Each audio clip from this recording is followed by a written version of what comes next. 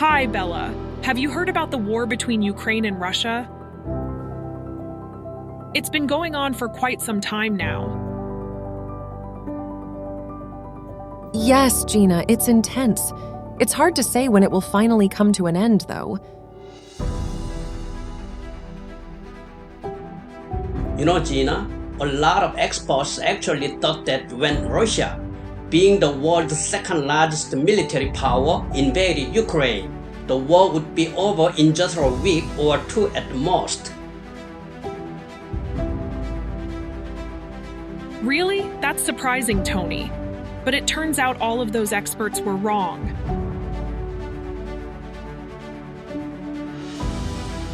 When a war breaks out, the stronger country doesn't always win, Gina. Historically, the United States and France did not win in Vietnam either. The Sino Vietnamese War is the same.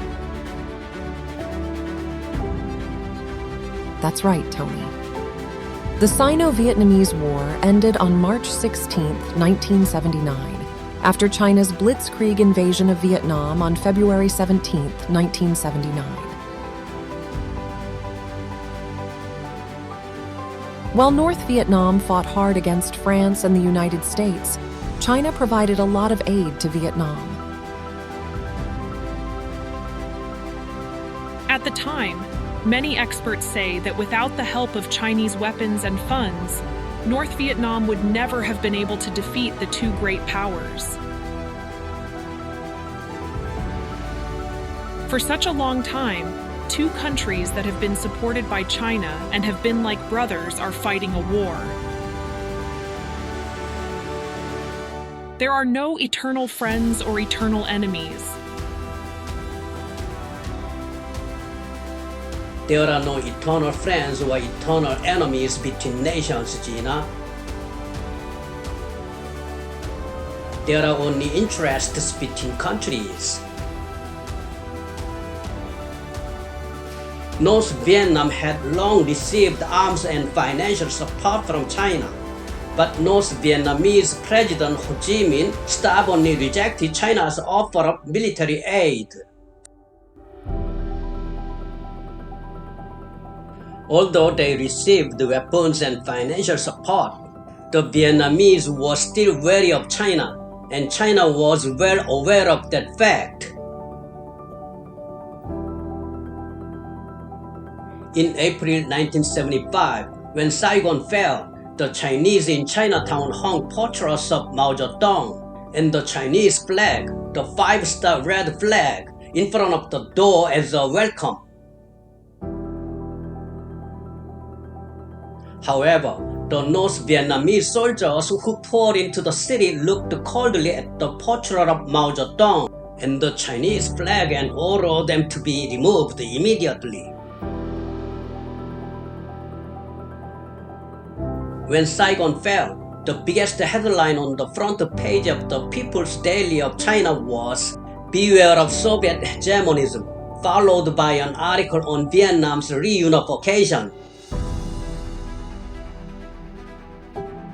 Vietnamese people predicted that Vietnam's reunification would be a very auspicious event, so of course it would come out as top news on the front page of China's People's Daily.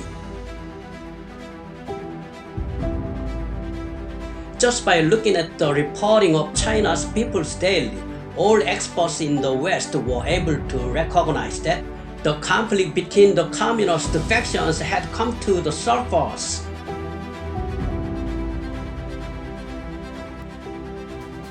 Beginning in 1978, China and Vietnam began a few skirmishes on the border.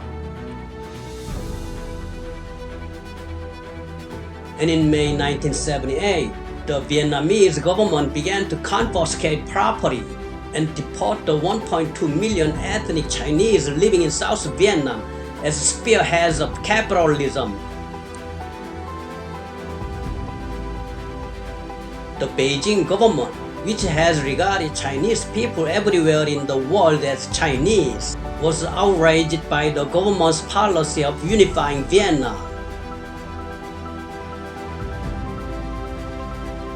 Regarding the conflict between China and the Soviet Union, Vietnam also took a clear anti-China and pro-Soviet line, openly supporting the Soviet Union and lending Cam Ran's naval base to the Soviet Navy. In addition, Vietnam's invasion of Cambodia and the establishment of a pro-Vietnamese regime in spite of China's warnings made China more intolerable. From China's point of view, Vietnam's post-unification behavior was seen as insensitive and ungrateful.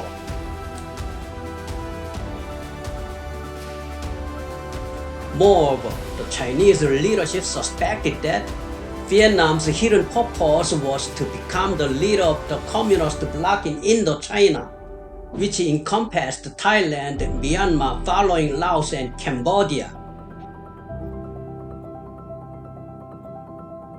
The rise of hegemonism in Vietnam's Indochina region, which borders China, could not be ignored by the Chinese leadership. With the invasion of Vietnam imminent, Deng Xiaoping visited Southeast Asian countries to explain China's position.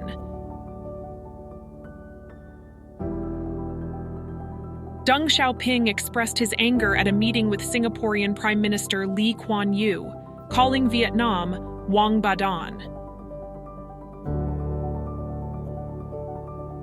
Wang Badan means an egg laid by a tortoise after mating with a snake.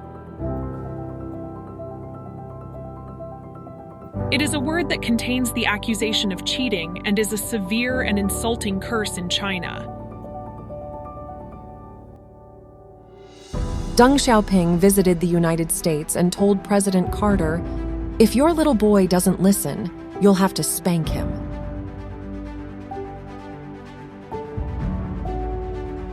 Deng Xiaoping's words to President Carter were quite insulting to the Vietnamese.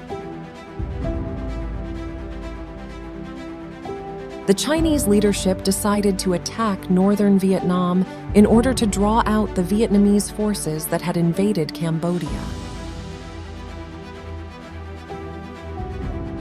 The Chinese leadership assured that it would win the war very easily because the main forces of the Vietnamese army were in Cambodia.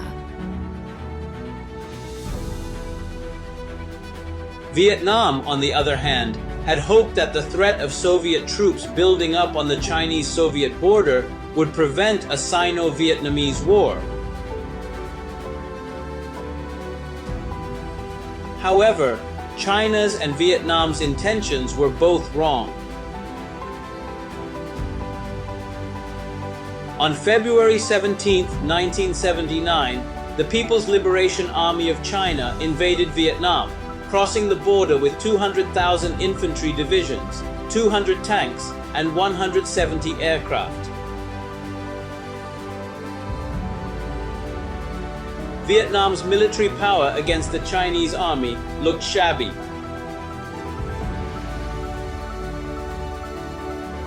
Most of Vietnam's regular forces were in Cambodia, and only 6 divisions were stationed in northern Vietnam. Vietnam's main forces were concentrated on the outskirts of Hanoi, the capital, away from the border, to prepare for the final battle. Thus, Vietnam had no choice but to leave the border battles to 100,000 militia.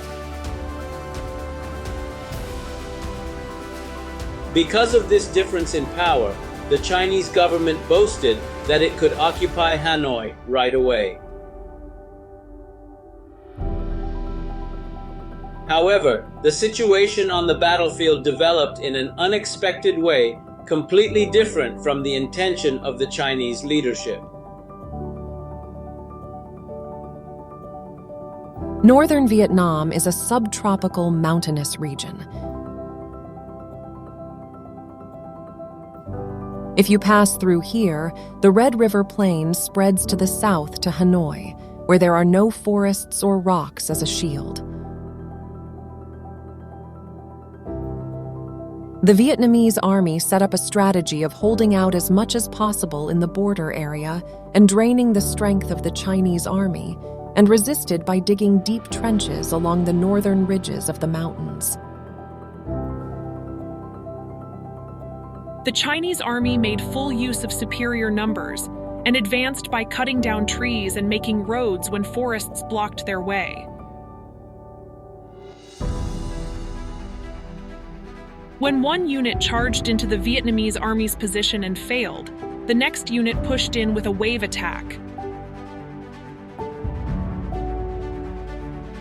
However, the Vietnamese resistance was stubborn and effective. In addition to capturing equipment provided by the U.S. military to the South Vietnamese army, there were also many new weapons provided by the Soviet Union to contain China. The Chinese leadership and military misjudged that since all of Vietnam's main forces were dispatched to Cambodia, there was no main force in Vietnam, so it would be easy to win the war. However, when the Chinese military invaded across the Vietnamese border and engaged in combat, the Chinese leadership and military came to realize that they had made a significant misjudgment.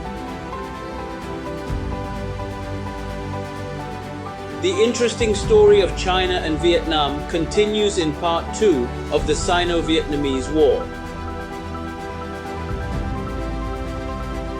Thank you for watching the video, The Sino Vietnamese War Part 1, provided by History and Current Events. Gina, Bella, and Tony have contributed so far as narrators. Thank you.